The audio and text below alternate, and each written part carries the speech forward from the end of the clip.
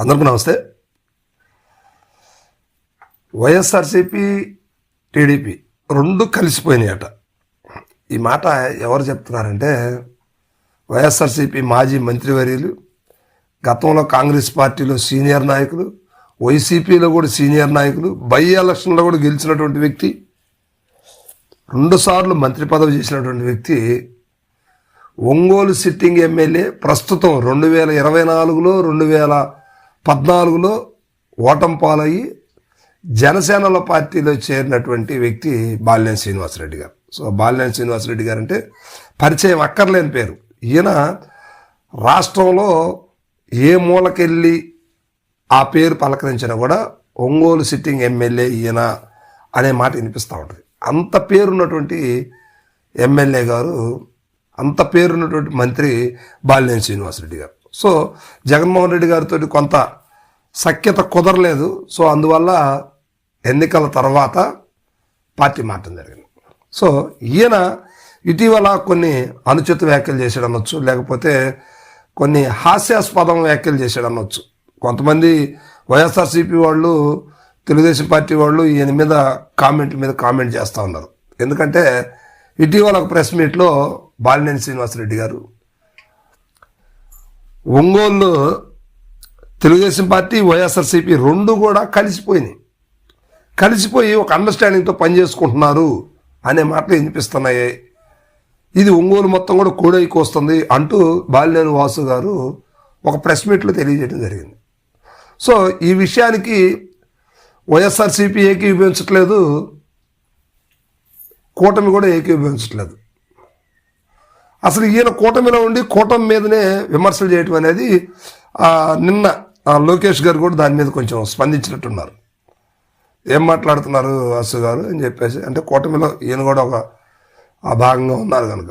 అది కాక ఇప్పుడు జనసేనలో ఈయనకి ఏదైనా పదవి ఇచ్చే సమయం దగ్గరకు వచ్చిందనే వాదనలు కూడా వినిపిస్తూ ఉన్నాయి.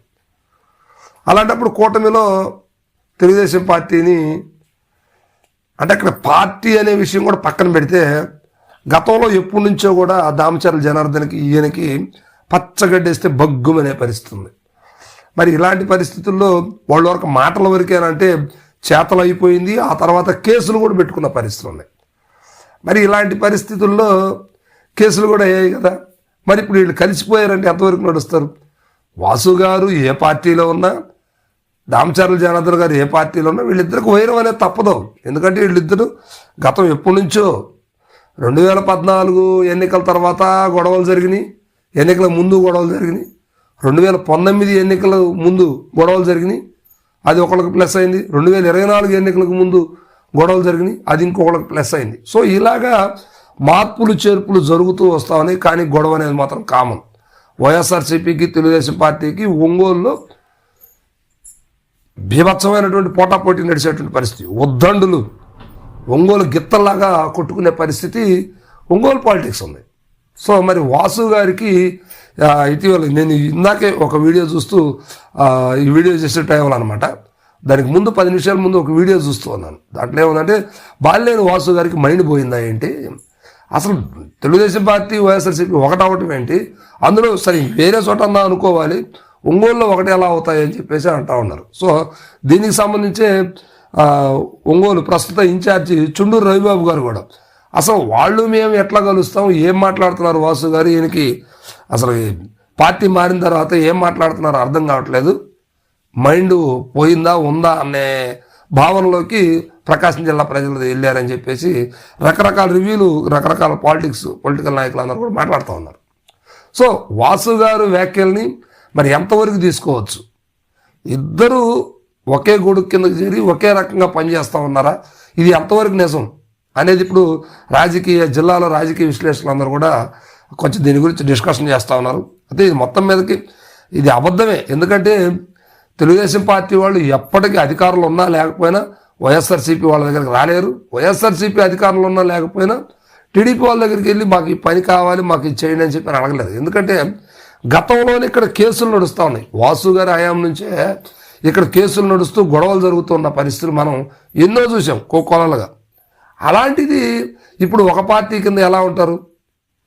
సో ఈ మాటల్ని కట్టిపెట్టాలి అంటూ తెలుగుదేశం పార్టీ హయ్యర్ అఫీషియల్స్ కూడా కొన్ని ట్వీట్ చేయడం జరిగింది.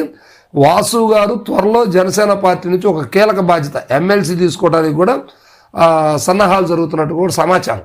అయితే ఇలాంటి సందర్భాల్లో బాలినేని వాసు గారు ఇలాంటి కీలకమైనటువంటి మాటలు, కీలకమైనటువంటి వ్యాఖ్యలు చేయటం వల్ల కూటమికి మైనస్ అయ్యే అవకాశాలు అయితే కనిపిస్తా ఉన్నాయి. అంతేకాదు ఇటీవల లడ్డు విషయంలో కూడా వాళ్ళ స్వయాన బావగారు వైవి సుబ్బారెడ్డి గారు మాజీ టీటీడీ చైర్మన్ అండ్ రాజ్యసభ సభ్యులు, సో ఆయన కూడా లడ్డు విషయాన్ని ఇంతటితో వదిలేసేయండి, దేవుడే చూసుకుంటాడు అన్నాడు. అప్పుడు కూటమికి కొంచెం చూక్కుమంది వాసు గారి మీద, ఇదేంది వాళ్ళ బావగారిని ఏదన్నా విమర్శిస్తాడు, మాట్లాడతాడు, ఘాటైన వ్యాఖ్యలు చేస్తాడని చెప్పేసి మనమందరం ఎదురు చూస్తూ ఉంటే ఈయనేంద్ర బాబు వెళ్ళేసి దాన్ని అంతవరకు వదిలేసేయండి, దేవుడు చూసుకుంటాడు, సిట్టు చూసుకుంటుంది, తర్వాత చూద్దాం, ఇప్పుడు కాదులే ఈ లడ్డు విషయం అని చెప్పేసి అన్నాడు అని చెప్పేసి కూటమిలో వాళ్ళకి కొంచెం బాధగానే ఉంది.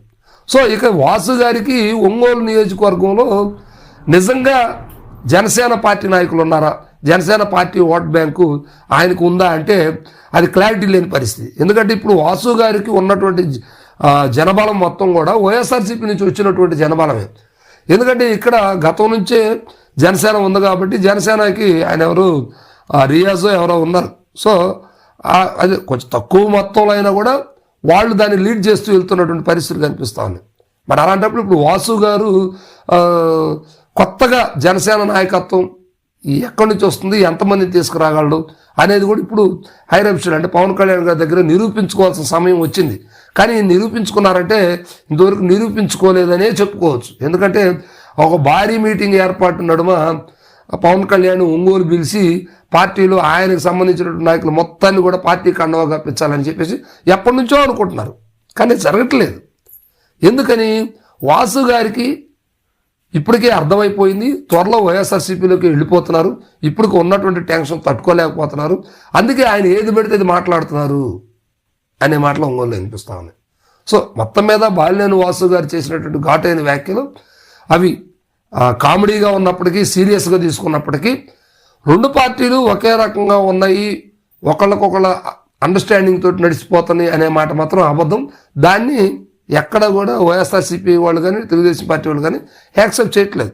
ఇది కేవలం బాలినేని వాసు గారు వీళ్ళ మీద, రెండు పార్టీల మీద బురద జల్లటం కోసమే ఇదంతా చేశాడనే మాటలు కూడా వినిపిస్తా ఉన్నాయి. సో మొత్తం మీద వాసు గారు మాత్రం రెండు పార్టీలు ఒకటేనని చెప్తున్నారు, కానీ దానికి రెండు పార్టీ నాయకులు కూడా ఏమీ స్పందించలేదు. సో నెక్స్ట్ ఈయనకి పార్టీ ఎలాంటి పదవి ఇస్తుంది ఏంటనే అంశాల మీద కూడా ఆ జిల్లాలో చర్చించుకుంటా ఉన్నారన్నమాట.